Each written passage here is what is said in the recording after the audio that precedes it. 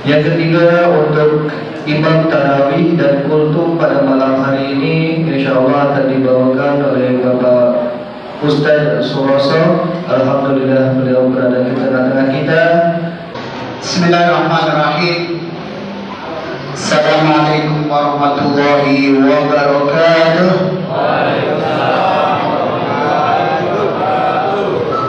Alhamdulillah wa syukurillah wa ni'matillah wa la hawla wa la quwwata illa billah. Raditu billahi rabba wa bil islami dina wa bi muhammadin nabiyya wa rasulah.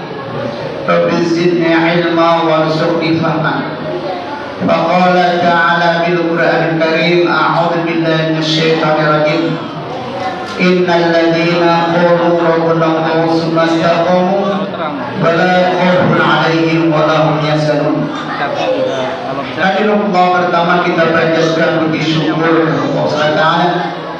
Pada malam hari ini kita bisa hadir dalam rangka taqarrub ila Allah.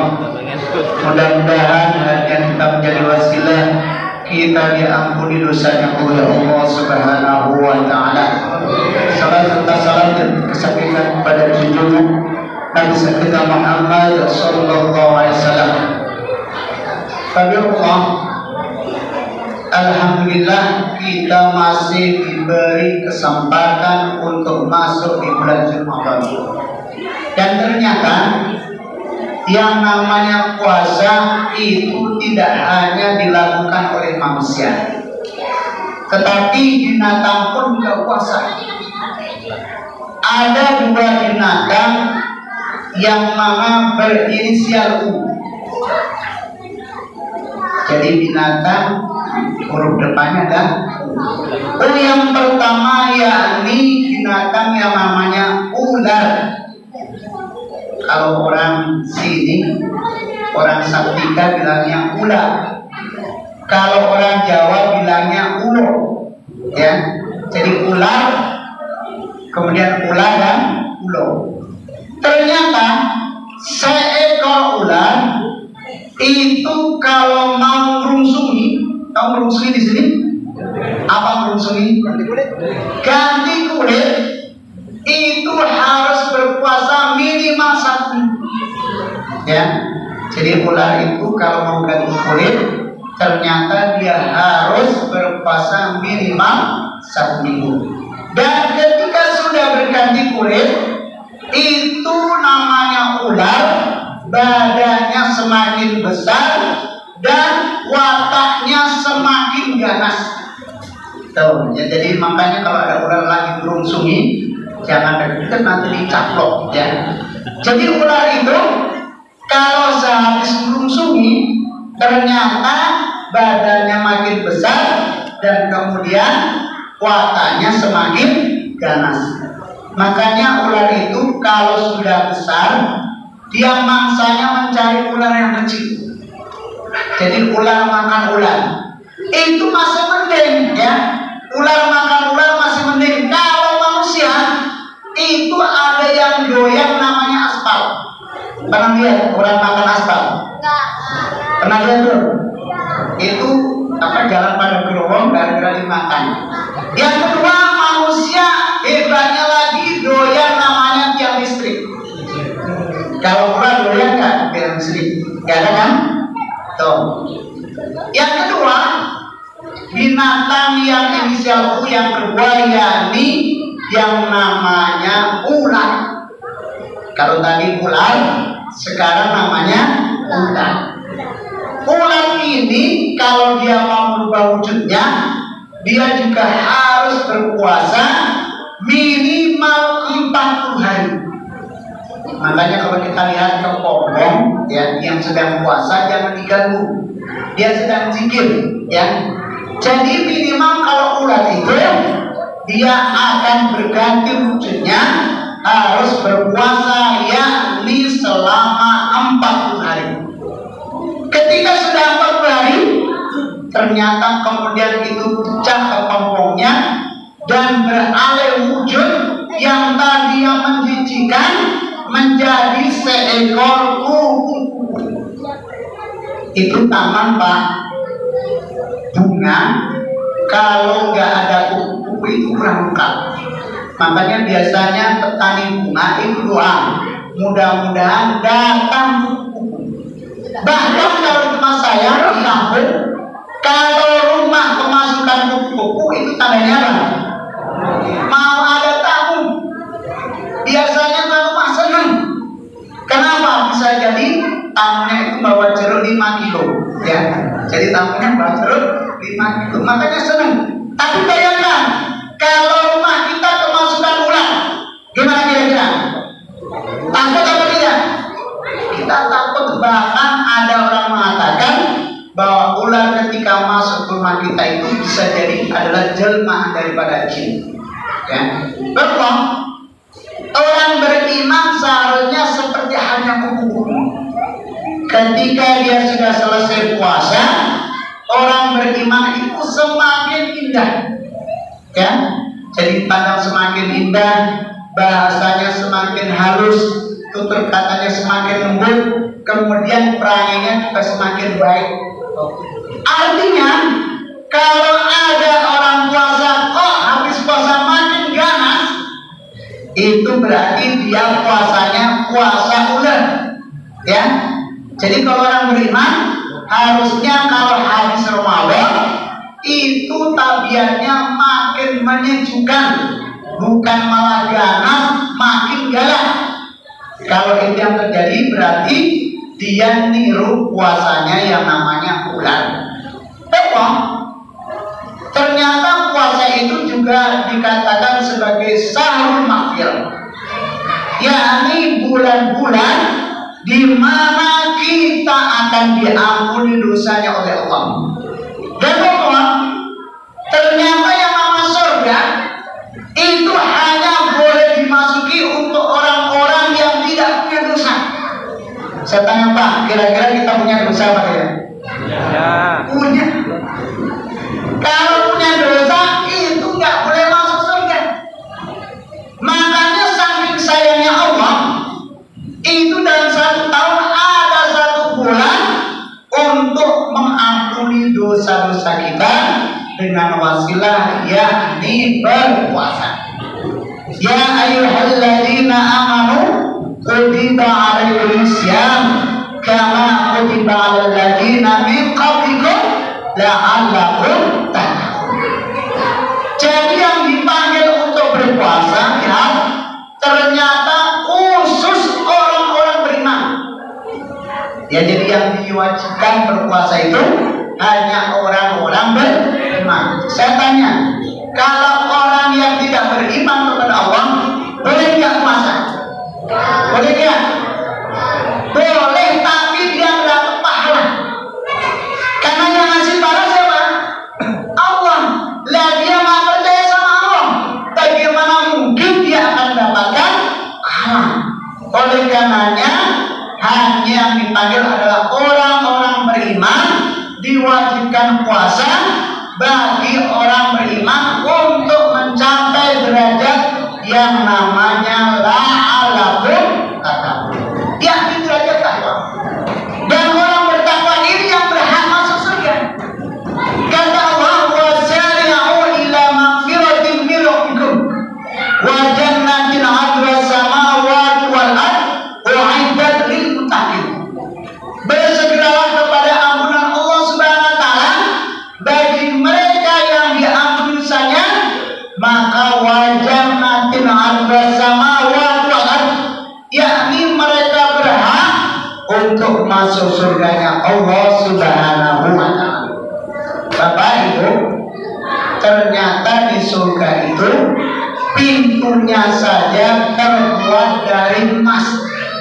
Ya, surga terbuat pintunya dari emas. Itu Pak, kalau Bapak Ibu kira-kira punya pintu di rumahnya terbuat dari emas, kira-kira bisa tidur apa tidak? Bisa tidur apa tidak? Kenapa nggak bisa tidur? Takut digodok maling. Dan ternyata Bapak, tetangga saya itu ada yang punya emas seberat 60 kilo.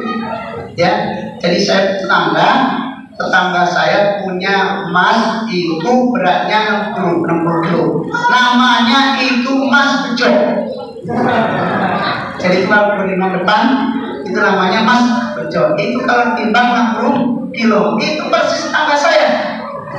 Jadi nanti kalau di surga jangan kaget kalau semua atribut perangkat itu terbuat dari emas. Pintunya terbuat dari emas.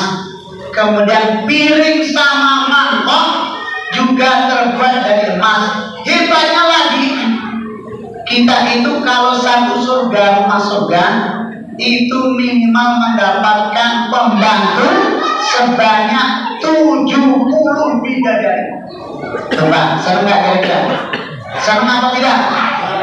Mendapatkan 70 bidadari, yang mana pembantu kita nggak pernah tidur. Tuh. Jadi siap standby 24 jam. Kenapa?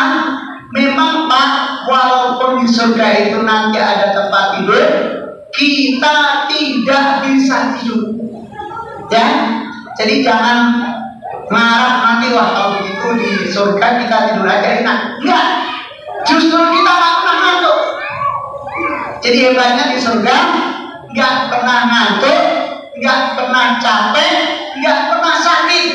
Semua makanan ada, bahkan yang namanya sungai itu ngalir madu. Ya, sungai ngalir madu. Kalau kita mau minum madu gimana sekarang?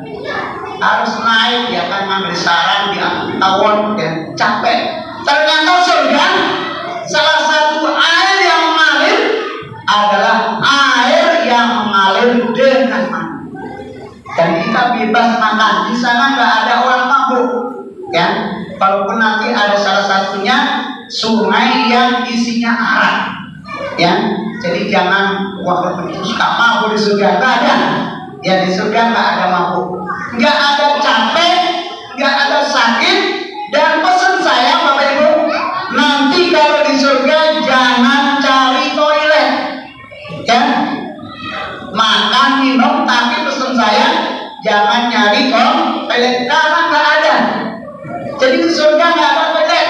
Lah kalau makan minum gimana kalau toilet? Nggak ada di surga itu, kok sakit perut, ya. Jadi di surga ibaratnya makan minum kita itu semuanya akan berubah menjadi keringat, yang mana keringatnya itu wanginya melebihi wanginya minyak kasturi. Saya tanya Pak, pernah beli minyak kasturi belum? Pernah belum? Minyak kasturi itu ada 2 macam. Ada pula di sini. Promosi kalau ada, ya. Jadi yang pertama itu kasturi dari kutil kijang. Kamu kutil di sini. Kutil tahu nggak? Jadi kalau kijang itu ada kutilan, tahu kutilan? Ada beribu-ribunya. Apa disebut kalau bilang, ya? Ada kutil. Jadi kijang ketika dia ada kutilnya dipotong, kemudian diolah, maka akan menjadi minyak kasturi berjenis yakni binatang, yaitu wangi. Makanya warnanya agak kuning-kuningan. Sementara ada kasturi juga terbuat dari tumbuhan, wangi juga, dia warnanya lebih jernih atau putih. Itu keringat Pak. Jadi nanti jangan sampai bingung. Waduh, kalau makan minum nanti keringetan. Justru keringat itu baunya harum. Itulah surga. Oleh karenanya saking sayangnya Allah, itu surga diperuntukkan bagi orang-orang yang puasa. Jadi saya ini ada penduduk saya sini. Insya Allah Bapak semua, Ibu semua itu calon penghuni surga. Amin. Karena wajahnya kelihatan, ya.